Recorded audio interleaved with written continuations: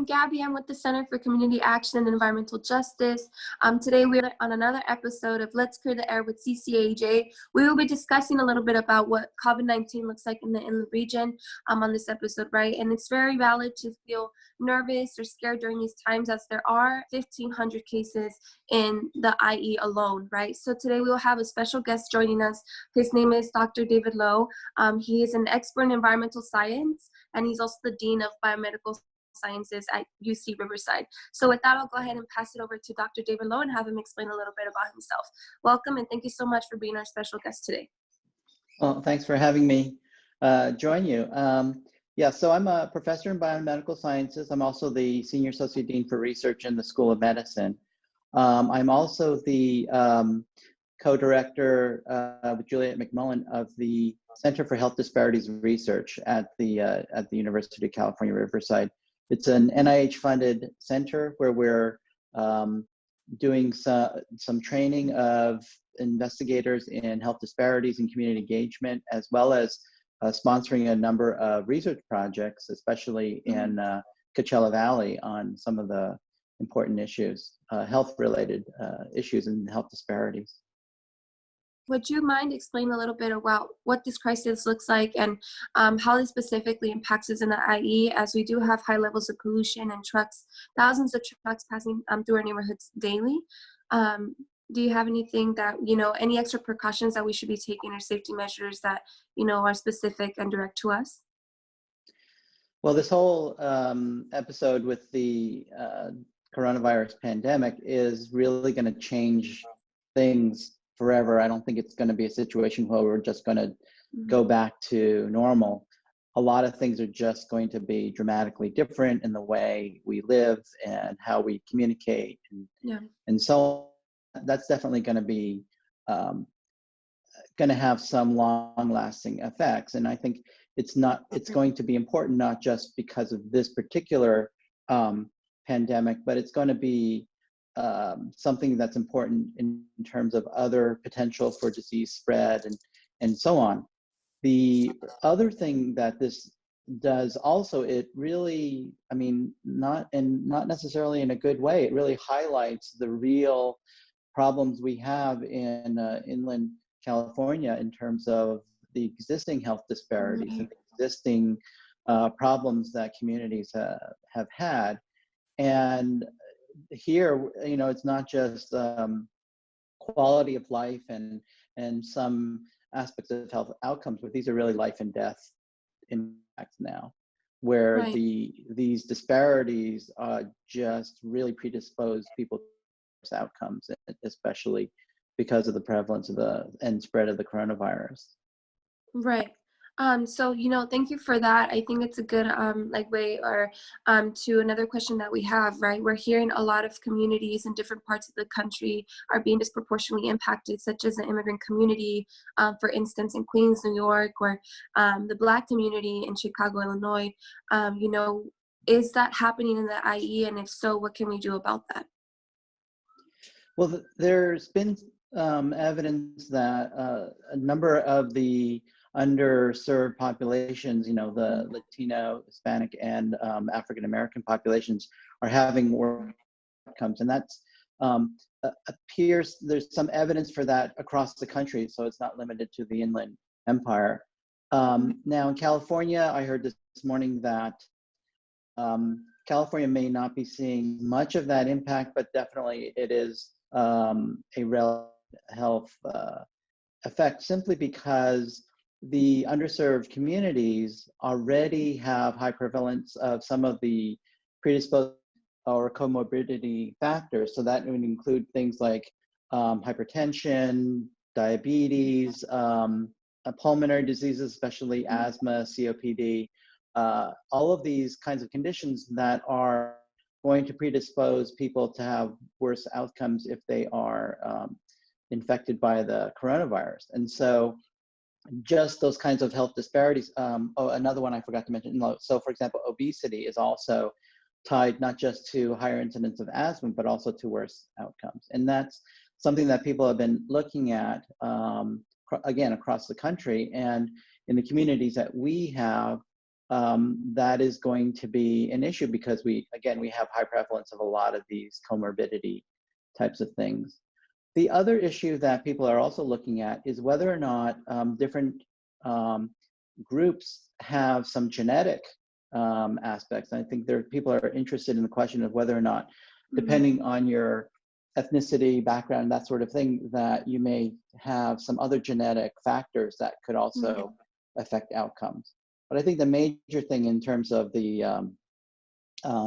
especially in terms of these health disparities issues, is a lot of this thing where communities have, say, not just poorer access to care,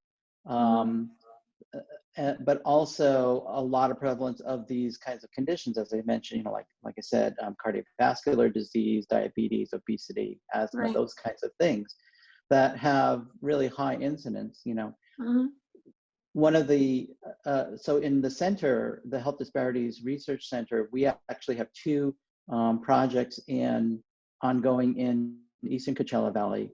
One is on trying to address the question of obesity in low-income families, and that's certainly a risk factor. And then the other project, which I'm actually really leading here, is incidence of asthma in Eastern Coachella Valley, and that's also really important. You mentioned the concern about pollution and the especially in communities near the freeways and the truck exhaust and things like that. And that, that has been known for some time, that there's increased risk for things like pulmonary disease as well as some cardiovascular risk. But we are also interested in the question that, for example, the high incidence of asthma in Eastern Coachella Valley seems to be associated with just being near the Salton Sea. So there may be environmental issues there in terms of environmental exposures that are also risk factors. Right, of course. I do think, we do believe that environmental justice looks different throughout the state and throughout the country in different parts of the state and the country. And thank you for talking a little bit about how that impacts us, me being Hispanic, and my community and the Black community as well. So we want to talk about a little bit, as it does impact communities of color the most. What are some of the things that folks should be doing, or safety measures that folks should be taking, as it is a privilege to stay home, and a lot of our families can't afford to stay home during these times, as they are essential workers. So what are the safety precautions that workers should be taking right now, as they do have to go to work, as they are serving the community in this moment of crisis? Yeah, I mean, you're highlighting something that I think is not fully appreciated, that it's not just whether or not, in terms of being underserved as communities, in terms of health care access and things like that, is that the disparities in income and employment really mean that in periods like this, it's the people who basically have to go to work. They don't have the privilege to be able to basically, shelter at home and so on. And so that is a real issue. So it's not just any intrinsic disparities, but it's the fact that you also have to go out there and do your work, whether it's deliveries or and any of those kinds of service industry type roles. That is again where I think, as I started off in the beginning, saying that the way we live, the way we work is going to be changed forever. And this is something that especially has to be addressed in these kinds of service roles that people have. And the usual kind of warnings in terms of social, I don't know, spacing, I don't know how, but we'll probably settle on a term that will be less scary, but just being able to work under conditions where the workers are going to be safe. And so how do you do the work? And, in the future too, how do you do social engagement, interactions and things like that? So, we can look to things like healthcare workers. What are those things they have to do? It may not be where you're going to be fully gowned up and, have the whole mask and protective sorts of things. But you can imagine that we may enter into a period where hand washing is going to be we want that to be sort of an automatic behavior. It's like no matter where you go, there's going to be a place where you're going to be washing your hands. Right. Anytime you're going to be out when there's going to be multiple people, groups, whether it's a supermarket or whatever it may be, you'll have a mask, and it's not going to have to be like the really expensive kind of mask. It's just going to be the economy is probably going to get to the point where that's going to be a common feature. No matter where you go, there's going to be masks.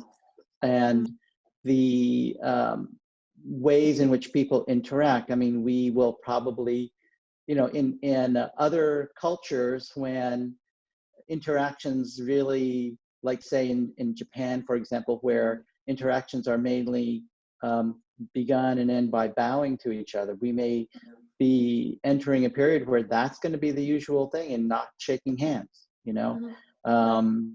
Those are kinds of things that will, at some point will become routine and automatic. And I think that's going to be important. And part of the way we lead on that is, again, people who are in these service roles and so on, is that's where people engage. That's where people interact. And as you kind of get used to the idea that you will either, do some kind of, maybe not peace, which was like, decades old, but those kinds of ways in which people can interact, still maintain personal connections, but now do it in the context of being safe.